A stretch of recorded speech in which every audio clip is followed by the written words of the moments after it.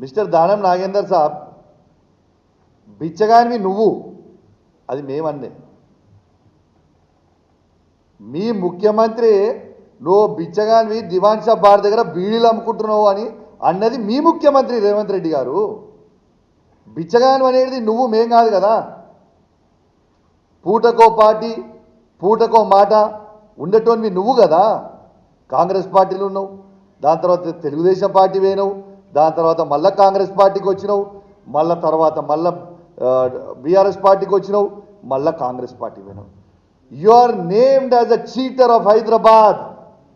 నీకంటే పెద్ద చీటర్ ఈ ప్రపంచంలోనే లేడు.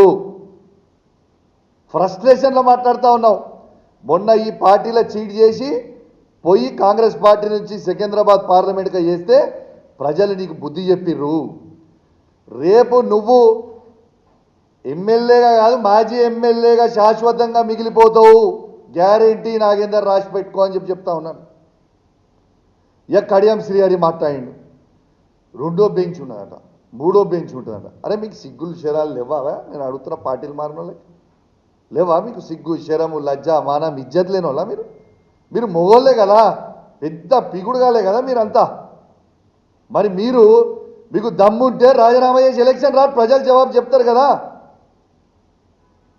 కడియం శ్రీహరి గారు పచ్చి మోసగాడు.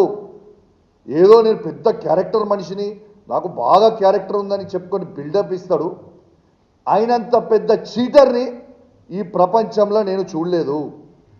ఎందుకంటే పార్లమెంట్ క్యాండిడేట్గా మేము డిక్లేర్ చేసినప్పుడు పొద్దున వస్తాడు, కేసీఆర్ గారి దగ్గర బ్యాగులు తీసుకొని పోతారు, సాయంత్రం పోతాడు, పోయి కండవ కప్పుకుంటాడు కాంగ్రెస్ పార్టీ. ఇదా నీ character? Your a cheater, your a characterless fellow. నీకు క్యారెక్టరే లేదు. ఇంకా నువ్వు ఏదో పెద్ద నీతులు మాట్లాడాల్సిన అవసరం ఏం లేదు.